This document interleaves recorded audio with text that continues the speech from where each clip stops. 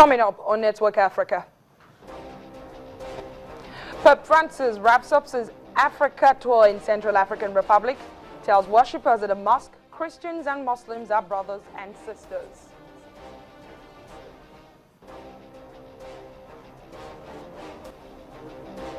Clashes in Northeastern Democratic Republic of Congo kills at least 30 people, including a UN peacekeeper.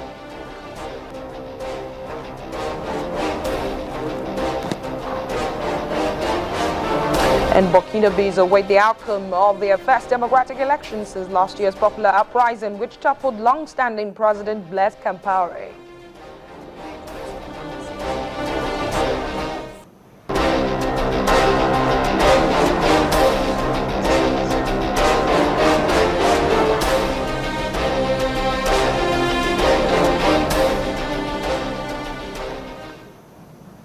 Hello and welcome to Network Africa. I am Adeshewa Josh. It's been an eventful weekend in Africa. On Saturday, Mali witnessed another wave of terrorist attacks on a UN peacekeeping base, killing 3 and wounding 20 others. The attacks have raised major concerns about the international security efforts aimed at stabilizing Mali. Also, the Pope's visit and Burkina Faso's keenly watched presidential and parliamentary elections are stories that made headlines over the weekend. Here's a summary. We start off in Mali, where 3 people were killed and more than 20 others injured after unidentified gunmen attacked a UN peacekeeping base in the northern Malian town of Kidal on Saturday. Olivia Salgado, spokesman for the United Nations Multidimensional Integrated Stabilization Mission in Mali, confirmed the incident, saying the gunmen fired rockets at the base early on Saturday, killing 2 peacekeepers and a civilian contractor. This is the 3rd consecutive attack on Mali since the Friday attack on a hotel in the capital, Bamako, which killed at least 12 people. Despite initial security improvements in 2013, the situation in northern Mali has deteriorated since the beginning of 2014. Mali is now in the process of restoring democracy with the help of the United Nations and African regional bodies, including the African Union and the Economic Community of West African States. In Uganda, Pope Francis celebrated at the country's holiest shrine and then blessed the elderly and sick at a charitable center during the 2nd leg of his African tour. Tens of thousands gathered to hear the pontiff say Mass at the Anglican shrine of the Martyrs of Namugongo, dedicated to Christian converts who were killed on the orders of a 19th century king. This man, a pilgrim from Malawi, says the Pope's visit has strengthened his faith. Having never been to Israel, I've never been to Vatican or Rome. Now it's like the real church has come home. Later, the Pope met with young people at a rally in Kampala. The Pope was visibly moved after listening to 2 young Ugandans whose stories were quite moving. Winnie Nasumba, who was born with HIV, and Emmanuel Odokonyero, who was kidnapped and forced to be a child soldier. The Pope, who appeared not to have met the pair in front of main cameras, discarded his prepared remarks and said the ability of these 2 to overcome their difficulties showed how much hope, persistence, and prayer can transform lives. The Pope departed Uganda for Central African Republic after this message and arrived on Sunday amid tight security, where he held a Mass marking the opening of the Holy Year for Central African Republic and Africa. On Sunday, November the 29th, Burkina Faso voted in an election to choose the country's first new president in decades. A year after longtime leader Blaise Compaoré was toppled in a popular uprising in which demonstrators faced down the security forces. A successful election will establish the country as a beacon for democratic aspirations in Africa, where veteran rulers from Burundi to Congo Republic have changed constitutions to pave the way for fresh terms in office. It also represents a turning point for a West African nation ruled by leaders who came to power in coups for most of its history since independence from France in 1960. Compaoré took power in a coup and ruled for 27 years, winning 4 elections, all of which were criticized as unfair. He was ousted in October last year when demonstrators protested against his attempt to change the constitution to extend his tenure.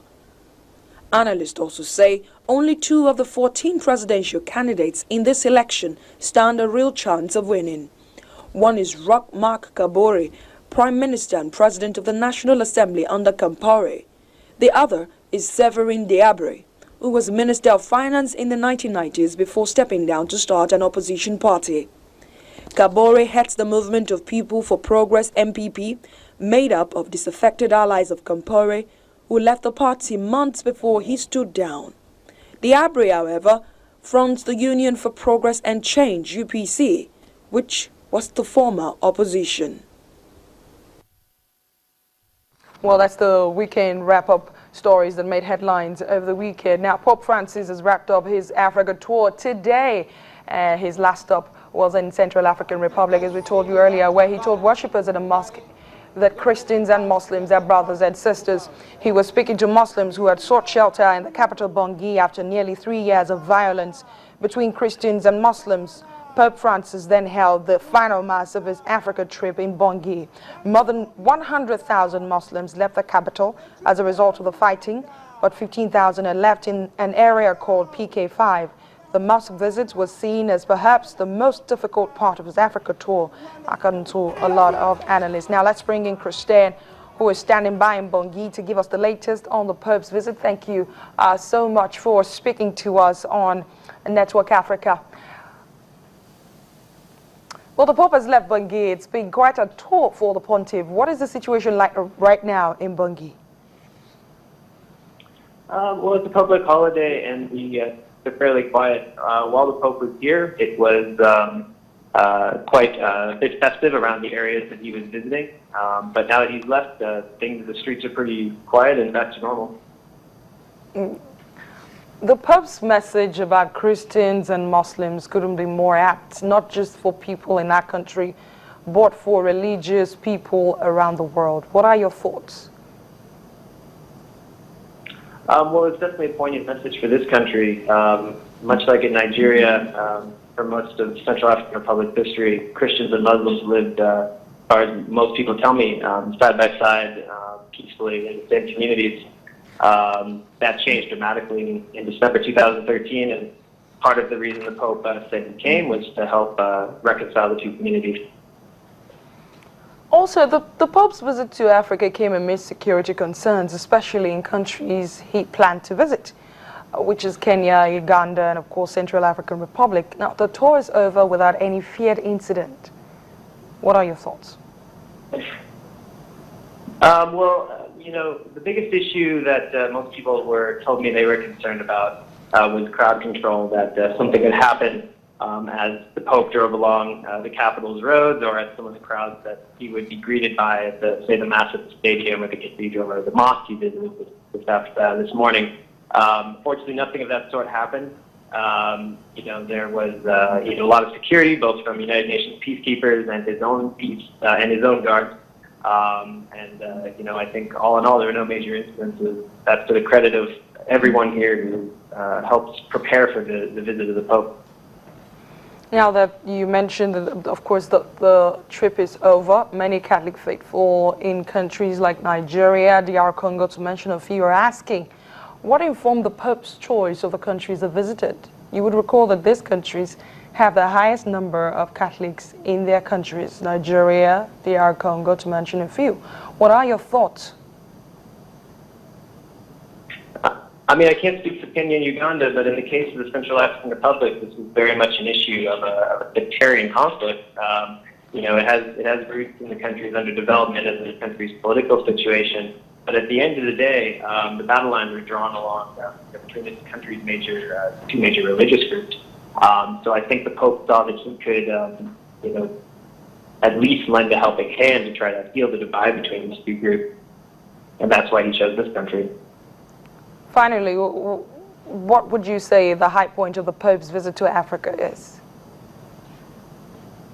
Well, I can't speak for Kenya and Uganda, but I will say that I think that his coming to the mosque in the PK5 neighborhood will probably be what I remember most of his trip here.